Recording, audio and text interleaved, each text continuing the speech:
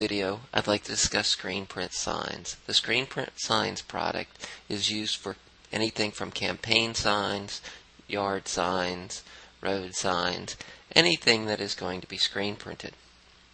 To begin with, if we're in an estimate and looking at the screen print product, the first thing we come to is the quantity being ordered. The next is the size. Is it single-sided, double-sided, or back-to-back? Back-to-back refers to two single-sided signs that are going to be mounted back to each other to create one double-sided sign. Double-sided sign refers to one piece of substrate being printed on both sides. Next thing is the minimum overrun. This can be set as a default or it can be manually entered at this point. Next thing we come to is the image height and width. 18 by 24s. The text is really just for informational purposes at this point to let production know what it's going to be. Next we come to the press and the screen size. Once we've selected that information, we need to choose between either a flat stock material or a roll stock material. Flat stock is just referring to a rigid substrate. Roll stock is something that generally comes in a roll and will be cut down to sheets. In this situation, we're going to choose a coroplast, and we can either choose 4 mil, 10 mil, etc. At this point, it's going to default a print sheet to the same size as my image due to where it is the screen size.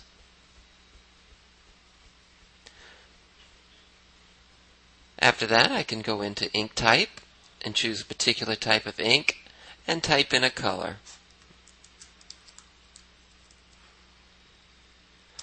The percentage of fill refers to how much of this 18 by 24 is going to be covered with this ink.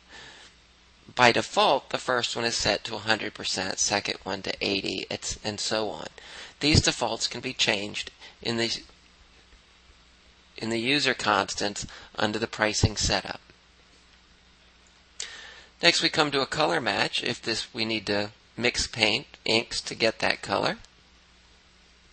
We can choose a second color as well, or a second ink type if it's different. Typically it'll be the same.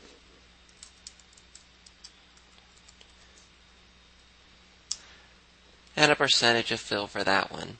As you noticed, it automatically has checked that I'll need a new screen for the first one and an additional screen for the second.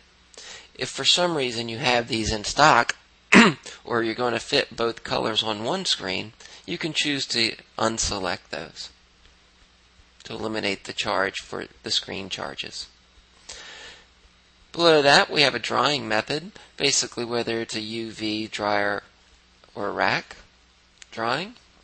In this case, we'll stick with UV. Now looking at the Info tab, you'll notice that we have a print sheet layout and an image layout. In this case, they're the same because my image is an 18 by 24 and so is my print sheet.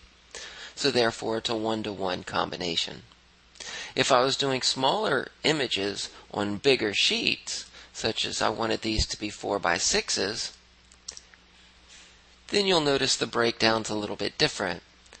I now have 3 up by 6 fitting 18 per sheet, and so it's only going to require 9 print sheets. Yet my layout on substrate then says it's 2 up by 5, giving me 10 utilizations for a number, means it'll take 1 total sheet of 4 by 8 material, and 9 18 by 24s out of that 4 by 8 to produce 150 or actually 162 4 by 6s. Now the 162 came due to the fact of how they fit. You can't print a half a sheet. So based off of using 9 print sheets with a minimum overrun of 5, it actually goes up to 162. Whereas if I was doing back again to my 18 by 24, since it's 1 up, it basically goes to the exact overrun and then rounds up. Okay, next I want to talk about the cutting. Basically, I'm making these 18 by 24s out of a 4 by 8, so it needs to be cut out. It wants to know whether it needs to be hand cut, routed, or an iCut, or any other type of cut method you may use. The complexity, basically, these are just square, so it's a simple cut.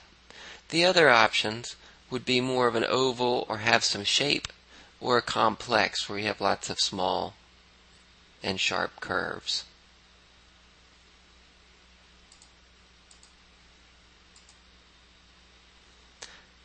The layout is if we required any gaps between these prints, etc., or gutters or margins.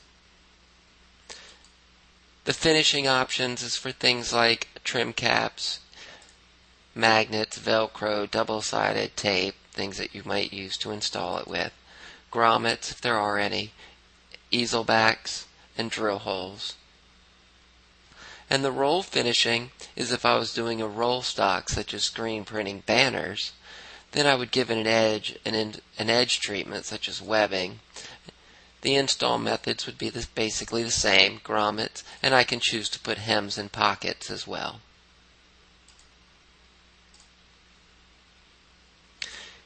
How are we going to create those pockets, and then if there are any wind slits?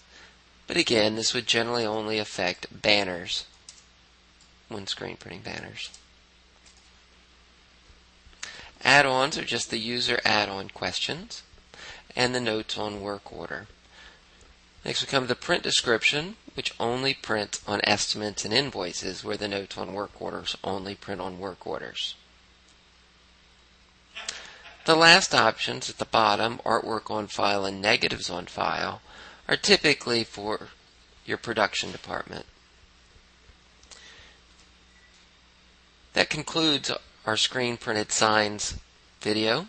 If you have any other questions, please refer to the other videos that we offer or call Sirius's implementation department.